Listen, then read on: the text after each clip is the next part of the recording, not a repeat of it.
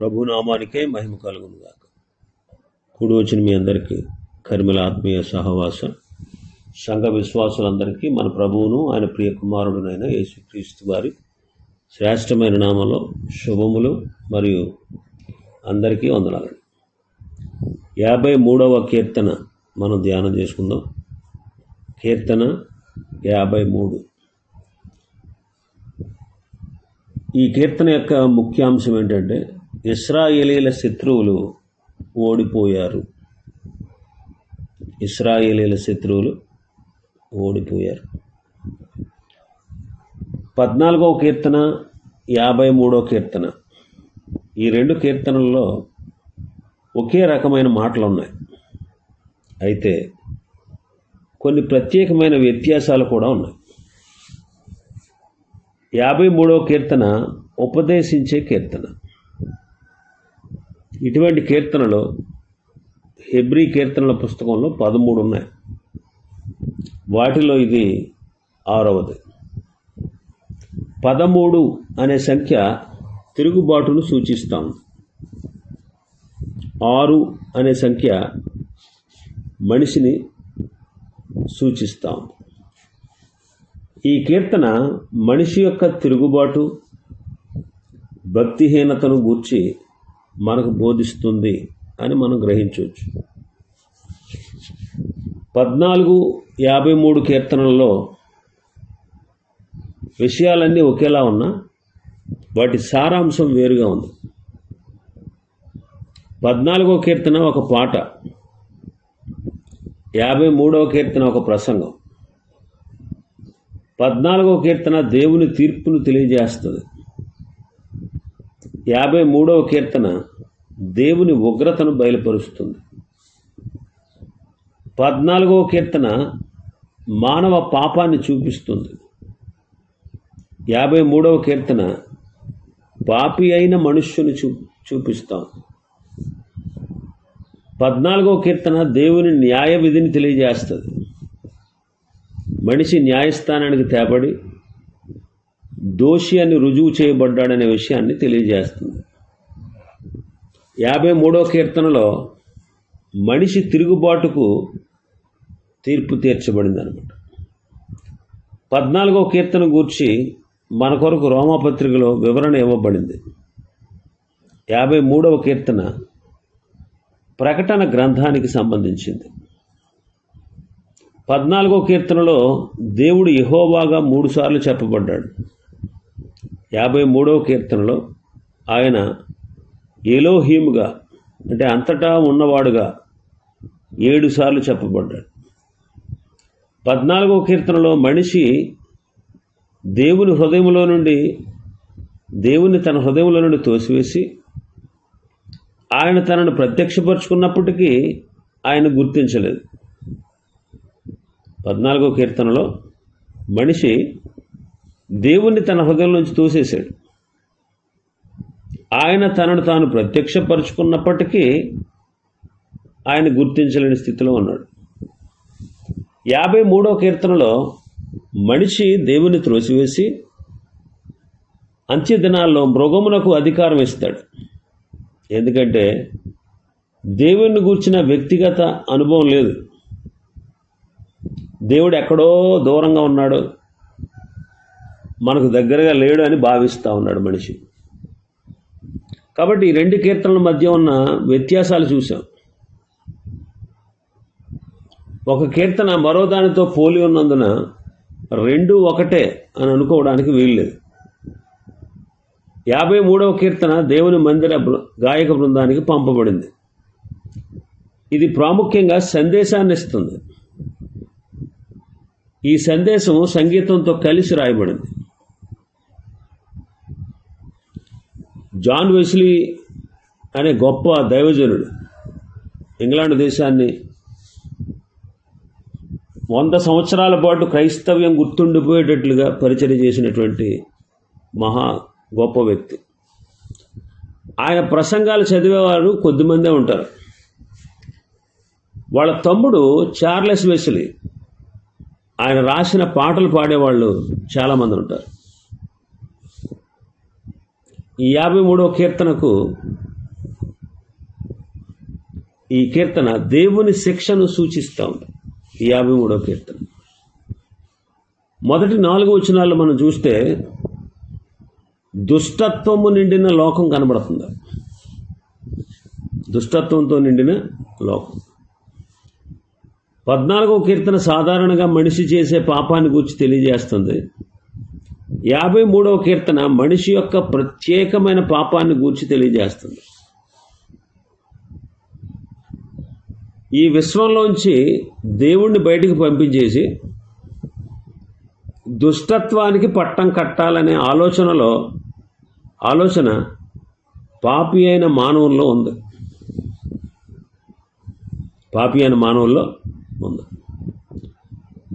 మృగము పక్షాన చేరే 4 తరగతుల మనుషులను గూర్చి ఈ కీర్తన వివరిస్తుంది. మొదటి వచనం, దేవుడు లేడని బుద్ధిహీనులు తమ హృదయములు అనుకొందురు, వారు చెడిపోయిన వారు అసహ్య కార్యములు చేయుదురు, మేలు చేయువాడు ఒక్కడును లేడు.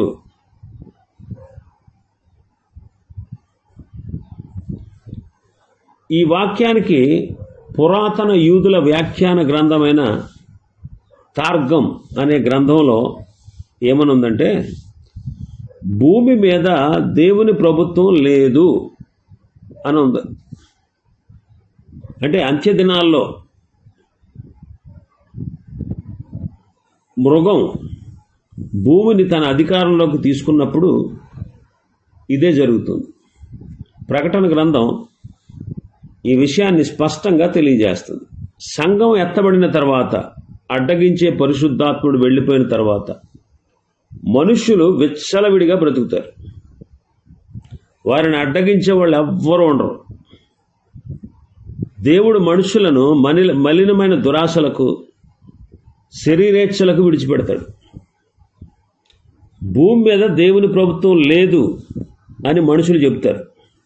వాళ్ళు చెప్పేది తప్పే అయినా ఆ పరిస్థితులను బట్టి మనకు అలాగే అనిపిస్తుంది. సాతాను యొక్క మెస్సయ్యకు కిరీటం పెట్టి మానవ జాతికి అతనిని ప్రభు అని, రక్షకుడని, అంత్యక్రీస్తుకు వాళ్ళు ప్రకటన చేస్తారు. అంత్యక్రీస్తు అనేవాడు వాడే ప్రభువు, వాడే రక్షకుడు అని వాళ్ళు ప్రకటిస్తారన్నమాట. రెండవది, అతని తప్పు అభిప్రాయం ఏంటంటే, వాళ్ళ తప్పు అభిప్రాయం ఏంటంటే దేవుడు లేడని అనుకుంటారు. బుద్ధిహీనులు అనుకుంటారు. నాస్తికత్వం ఎప్పటికే లోకంలో ప్రబలిపోయింది. దేవుడు లేడని చెప్పే నాస్తిక వాదం, ఈ వాదం కలిగిన దేశాలు, కోట్ల కొలది ప్రజలు ఈ నాస్తిక వాదం కింద మగ్గిపోతున్నారు. దేశాల్లో నాస్తికత్వం రాజ్యాంగబద్ధంగా ఉండి అవిశ్వాసం అనే సువార్తను వ్యాపింపజేస్తున్నారు. కమ్యూనిస్టుల రాజ్యం దేవుడు లేని రాజ్యం. లెనిన్ అని అతను అన్నాడు, మా ప్రచారం అంతా కూడా నాస్తికత్వాన్ని వ్యాపింపచేయడానికే అన్నాడు.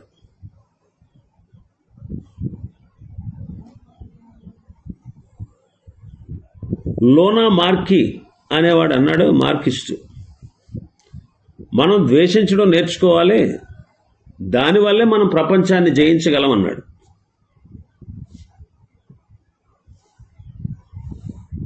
ఇంకా అతను ఏమన్నాడంటే, మనం రాజులను జయించాం, ఇప్పుడు పరలోక రాజును జయించాలి, మతాలన్నీ కూడా విషపూరితమే అన్నాడు. మనం సరైన సమయంలో దేవుడిని పట్టుకుని అతడున్న పరలోకంలో కానీ, అతడు దాక్కున్న ఏ స్థలంలోనైనా అతన్ని పట్టుకుని అతన్ని శాశ్వతంగా లేకుండా చేద్దామన్నాడు జెనోవైవ్ అని అతడు. కాబట్టి కమ్యూనిస్టులు దేవుడు లేడు అని వాళ్ళు అంటారు. వాళ్ళ అసహ్యమైన ప్రవర్తన మనం చూస్తే, వారు చెడిపోయిన వారు అసహ్య కార్యములు చేయుదురు అంటున్నాడు. రాబోయే కాలంలో సమాజం అంతా కూడా అంత్యక్రీస్తు కొరకు సిద్ధపడతా ఉంది. ఆ వ్యక్తి మానవ హృదయంలో ఉన్న ప్రతి శరీర కోరికను మీరు నెరవేర్చుకోవచ్చు అని ప్రోత్సహిస్తాడు. మనం సొదొమ గొమొర్రా లాంటి దినాల్లో ఉన్నాం. అనైతికత సమాజాన్ని ఇప్పటికే తన గుప్పిట్లో పెట్టుకుంది. అమెరికాలోనట 10 మంది పిల్లల్లో ఒకరు అక్రమ సంతానమే. అమెరికాలో సుఖవ్యాధులు చాలా త్వరగా వ్యాపిస్తూ ఉన్నాయట. ప్రతి 16 సెకండ్లకి ఒక్క కొత్త వ్యక్తి ఈ వ్యాధుల బారిన పడుతున్నాడు. నగ్న చిత్రాలు కూడా ఒక పెద్ద వ్యాపారంగా మారిపోయాయి. వీటన్నిటి మధ్యలో సంఘం ఉంది. పరిస్థితులు ఇంకా దిగజారిపోకుండా పరిశుద్ధాత్ముడు అడ్డగిస్తూనే ఉన్నాడు. పరలోకంలో ఉన్నటువంటి ముద్రలు ఇంకా విప్పబడలేదు. లోకమంతా కూడా పాప పురుషుని ఆగమనం కొరకు సిద్ధంగా ఉంది. వాడు వచ్చినప్పుడు దుర్నీతిని కనిపరిచే నానావిధ కార్యాలు జరుగుతాయి. లోకం అతన్ని ఒక గొప్ప మహానాయకుడిగా భావిస్తుంది అన్నమాట. ఇంకా మనం చూస్తే మేలు చేయవాడు అక్కడ లేడు. ప్రతి మానవుని హృదయంలోనూ ధర్మ విరుద్ధత, దుష్టత్వం, శరీరేచ్ఛలు ఉన్నాయి. శాన్ ఫ్రాన్సిస్కో, లాస్ ఏంజల్స్ అనేటువంటి నగరాలు చాలా ప్రమాదాలు ఉన్నాయంట. ఈ ప్రమాదం బయటికి కనిపించదు. భౌగోళిక పరీక్షల ప్రకారం చూస్తే ఈ 2 నగరాల కింద భూగర్భంలో కొన్ని మైళ్ళ దూరం వరకు కనబడిన ప్రమాదం పొంచి ఉందంట. ఆ భూగర్భంలో కొంత ఒత్తిడి పెరుగుతూ ఉంది. భయంకరమైనటువంటి భూకంపాలు వచ్చి నగరాలు తుడిచిపెట్టుకుపోయే అవకాశం ఉంది. మానవ హృదయం కూడా ఇలాగే ఉంది. పైకి కనిపించని ప్రమాద సూచికలు మానవుల్లో దాగి ఉన్నాయి. ఒక్కొక్కసారి అనుకోని రీతిలో ఈ దుష్టత్వాన్ని వెళ్ళగక్కుతాయి. సాతాను మనిషి మనసు, మనిషి జీవితం, చివరకు సమాజం మీద కూడా తన శక్తిని ప్రయోగిస్తాడనమాట. అందువల్ల మునుపెన్నడూ లేని విధంగా దుష్టత్వం భూమి మీద ప్రబలిపోతుంది. దేవుడు లేడు అంటున్న బుద్ధిహీనుడు తన తప్పుడు అభిప్రాయాలు, ఉద్దేశాలతో సాతాను యొక్క అంత్యక్రీస్తు కొరకు ఎదురు చూస్తూ ఉన్నాడు. ఇంకా మనం చూస్తే 2వ వచనంలో వారు అలక్ష్యం చేస్తారు. వివేకము కలిగి దేవుణ్ణి వెదకువారు కలరేమో అని దేవుడు ఆకాశము నుండి చూచి నరులను పరిశీలించాడు.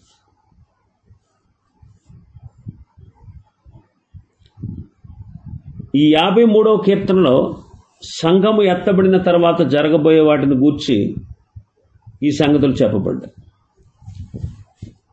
పరిస్థితులు భయం గొలిపే విధంగా నాటకీయంగా మారిపోతాయి. యుద్ధాలు, కరువులు, తెగుళ్ళు, భూకంపాలు, వాతావరణ సంక్షోభం ఇవన్నీ జరుగుతాయి. వీటన్నిటికీ మనుషుల దగ్గర వివరణ సిద్ధంగా ఉంటుంది. ప్రకృతి మీద, అంతర్జాతీయ సంక్షోభం మీద వాళ్ళ నెపాన్ని నెట్టివేస్తారు. మనుషులు దేవుని వెదకరు, ఆయన కార్యాలను గ్రహించరు గనుక దేవుని హస్తమే ఇలాంటి యుద్ధాలు, కరువులు, తెగులు, భూకంపాలు, వాతావరణ సంక్షోభం ఇవన్నీ జరుగుతున్నాయి, దేవుని హస్తం ఉందే వీటన్నిటి వెనక అని వాళ్ళు గుర్తించారు. అంత్యక్రీస్తు ప్రత్యక్షపరచబడతాడు. వాడు సూచక్రియలతో, అద్భుత కార్యాలతో వాడు తన శక్తిని బయలుపరుచుకుంటాడు. అందువల్ల ప్రజలు అతన్ని నాయకుడిగా, ప్రపంచ అధినేతగా అంగీకరిస్తారు. 3వ వచనం మనం చూస్తే వారందరూ దారి తొలగి బొత్తిగా చెడి ఉన్నారు. నోవహు దినాల వలె ఆ దినాలు ఉంటాయి. నోవహు దినాల్లో మనం చూస్తే వారి హృదయం యొక్క తలంపులలోని ఊహ అంతయు ఎల్లప్పుడూ కేవలము చెడ్డదన్నాడు. ఆదికాండం 6వ అధ్యాయం 5వ వచనంలో మానవ జాతి నైతిక సూత్రాలను తోసివేసింది కనుక దేవుడు మానవ జాతిని త్రోసివేసి చేయరాని పనులు చేయడానికి వారిని విడిచిపెట్టేశాడు. దుష్టుడైనటువంటి మనిషి అంత్యక్రీస్తును తనకు సరిపోయిన నాయకుడిగా వాళ్ళు ఎంచుకుంటారు. ఎందుకంటే సాతాను పాపాన్ని ఖండించడు. సరికదా, దాన్ని ప్రోత్సహిస్తాడు. పాపం అతని స్వభావ లక్షణాలకు మూలం. కనిపించని సాతానుకు కనిపించే ప్రతినిధే ఈ అంత్యక్రీస్తు. కాబట్టి సాతాను యొక్క లక్షణాలన్నీ కూడా వాళ్ళలో ఉంటాయి. ప్రతి దుష్కార్యంలోనూ అతని ప్రోత్సాహం ఉండదు. అయస్కాంతం ఇనుమును ఆకర్షించినట్లుగా సాతాను ప్రతినిధి అయినటువంటి ఈ యొక్క అంత్యక్రీస్తు దుష్టుడు, ఈ దుష్ట మృగం భక్తిహీనుడై మనిషిని ఆకర్షిస్తాడు. ఇంకా 4వ వచనంలో మనం చూస్తే, ప్రపంచానికి తీర్పు తీర్చే ముందు దేవుడు చివరిసారిగా మనుషులను చూస్తున్నాడు, వారితో మాట్లాడుతున్నాడు. ఇతరులతో పాటు ఈ పాపాత్ముడు కూడా నిలిచి ఉండడం మనం చూస్తున్నాం. దేవునికి ప్రార్థన చేయక ఆహారం మింగునట్లుగా నా ప్రజలను మింగు పాపాత్ములకు తెలివిలేదా అని ఆయన అడుగుతున్నాడు. అంటే లోకమంతా దుష్టులతో, క్రోధము గలవారితో నిండిపోద్ది అనమాట. ఇతరులను చంపడానికి, హింసించడానికి మనుషులు భయపడట్లేదు. బలాత్కారం చేయడం అంటే వాళ్ళకి ఇష్టం. ఏమాత్రం మనస్సాక్షి లేకుండా చిన్న చిన్న కారణాలకే యుద్ధాలు, విప్లవాలు ప్రారంభిస్తున్నారు చాలామంది. ఉగ్రవాదులు విమానాల్లో, పాఠశాలల్లో, బహిరంగ ప్రజలు సంచారం చేసేటువంటి ప్రదేశాల్లో బాంబులు పెట్టి ప్రజలను నాశనం చేస్తున్నారు.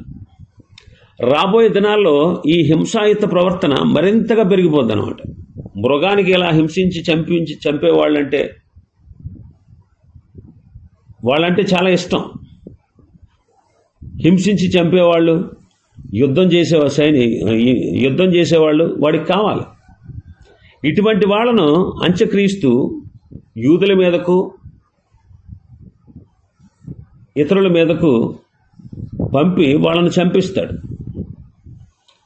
ఇతరులను క్రూరంగా హింసించే మనుషులు ఇప్పుడు కూడా మన మధ్యలో ఉన్నారు. పెద్ద పెద్ద నగరాల్లో ఇటువంటి యువకులు మృగాల్లాగా బలహీనలు వెంటాడి, కొట్టి, హింసించి చంపుతూ ఉన్నారు. దీనికి నిదర్శనం గత కాలంలో జరిగినటువంటి మణిపూర్లో జరిగినటువంటి సంఘటనలే. ఎంత హింసాత్మకంగా అవి ఉన్నాయో ఒకసారి మనం ఊహించాలి. ఒక వ్యక్తి తలను నరికి తడికి వేలాడగట్టారు. చాలా భయంకరమైనటువంటి హింసాయుతం అన్నట్టు. ఇప్పటికే భయంకరంగా, క్రూరంగా హింసించే మనుషులు మన మధ్యలో ఉన్నారు.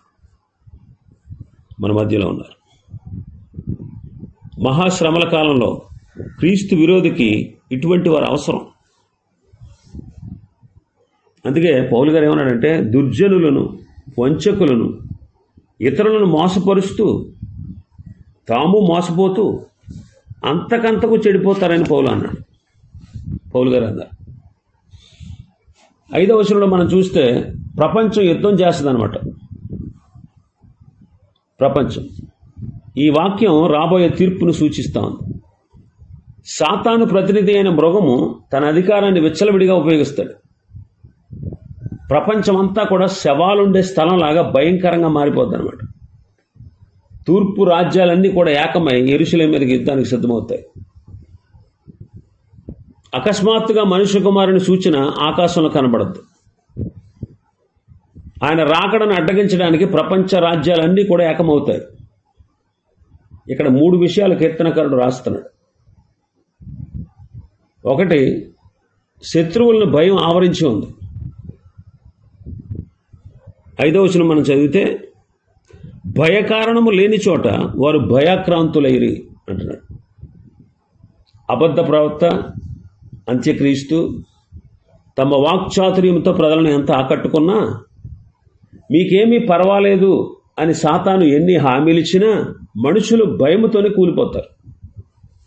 అకస్మాత్తుగా ఆకాశం తెరవబడద్ది. తెల్లని గుర్రం మీద కూర్చుని ప్రకాశిస్తున్న దేవుని కుమారుని చూసి భూలోక సైన్యాలు భయముతో కూలిపోతాయన్నమాట. శత్రువు ఓడిపోతాడు. నన్ను ముట్టడి వేయి వారి ఎముకలను దేవుడు చెదరగొట్టి ఉన్నాడు అంటాడు. యూదులు దేవుని బిడ్డలు. యూదులను, దేవుని బిడ్డలను హింసించిన వారిని శిక్షించడానికి దేవుని సమయం ఆసన్నమవుతుంది. ఇశ్రాయేలీల విరోధులు వారి ఎముకలు ఎండకు ఎండుతాయి. హెర్మగెద్దోను యుద్ధం దుష్ట సైన్యాల నాశనానికి ముగింపు పలుకుతుందన్నమాట.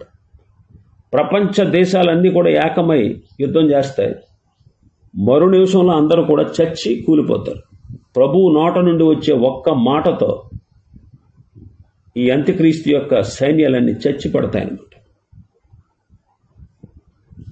నీవు వారిని సిగ్గుపరిచితివి అంటున్నాడు 5వ వచనంలో. అంటే శత్రువులు అవమానించబడతారన్నమాట. దుష్టమృగము అంటే అంత్యక్రీస్తు అబద్ధ ప్రవక్తతో పాటు దాని గుడారంలో నుండి బయటికి లాగబడుతుంది. అప్పటికే అపవాది సంఖ్యలతో బంధించబడి ఉంటాడు. ఈ యొక్క అంత్యక్రీస్తు అబద్ధ ప్రవక్త వీళ్ళిద్దరూ కూడా అగ్నిగుండంలో పడవేయబడతారు. 6వ వచనాన్ని మనం చూస్తే అద్భుతమైన క్రొత్త భూమి, క్రొత్త ప్రపంచాన్ని మనం చూస్తాం. యేసుక్రీస్తు ప్రభు పరిపాలన కీర్తనకారుడు అకస్మాత్తుగా తన ఆత్మతో చూస్తున్నాడు. 1000 ఏండ్ల పరిపాలన రాబోతా ఉంది. అది ఎంత అద్భుతంగా ఉండబోతుందో 3 విషయాలు ఇక్కడ వివరించబడ్డాయి. ఒకటి, రక్షణ. ఆఖరి వచనంలో మనం చదివితే సియోనులో నుండి ఇశ్రాయేలుకు రక్షణ కలుగును అంటున్నాడు. ఈ మాటలు కీర్తనకారుడు ఎంతో భావోద్వేగంతో అంటున్నాడు. దేవుడు అనుగ్రహించబోయే రక్షణను తలంచుకొని కీర్తనకారుని హృదయం ఆనందంతో పులకించిపోయిందనమాట. పాపము నుండి ఒక వ్యక్తి వ్యక్తిగత రక్షణ పొందినట్లే ఇశ్రాయేలీల జనాంగం కూడా పాపపు శిక్ష నుండి, పాపపు అధికారము నుండి, పాప స్వభావం నుండి రక్షణ పొందబోతుంది. ఇది ఆత్మ సంబంధమైన రక్షణ. తాము పొడిచిన వాని తట్టు చూచి వారు క్రీస్తును రక్షకుడుగా, దేవుడుగా అంగీకరిస్తారు. వాళ్ళకి భౌతికమైన రక్షణ కూడా కలుగుతుంది. ఎందుకంటే వారి మీదకి యుద్ధానికి వచ్చిన శత్రు సైన్యాలన్నీ కూడా ఆనాటి కాలంలో నాశనం అయిపోతాయి. ఇది సామాజిక రక్షణ కూడా. ఇంకా మనం చూస్తే భద్రత. దేవుడు చెరలోనున్న తన ప్రజలను రప్పించినప్పుడు అంటున్నాడు. దేవుడు తన ప్రజలను భాగ్యవంతులుగా చేస్తాడు అని ఒక తర్జుమాదారుడు చెప్పాడు. మరొక తర్జుమాలో చెప్తాడనమాట. తన ప్రజలను వర్ధిల్లేటట్లు చేస్తాడు. ఇశ్రాయేలును భూమి మీద ఎవ్వరూ భయపెట్టలేని దినం రాబోతాం. దేవుని ప్రజలు రక్షింపబడమే కాదు, వాళ్ళు క్షేమంగా ఉంటారు. 3వది, స్తుతిగానం. దేవుడు చెరలోనున్న తన ప్రజలను రప్పించినప్పుడు యాకోబు హర్షించును, ఇశ్రాయేలు సంతోషించును అంటున్నాడు. రక్షణ, భద్రత, స్తుతిగానం. ఆ కాలం ఎంత గొప్ప అద్భుతంగా ఉండబోతుంది.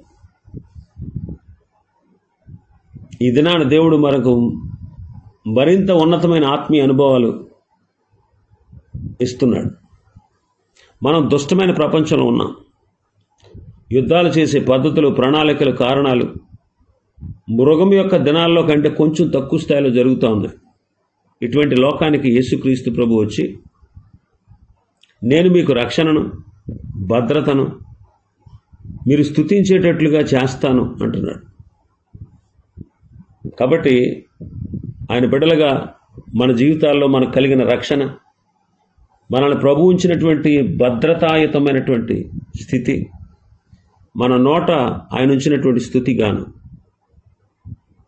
ఈ కీర్తనలో మనకు కనబడుతున్నాయి.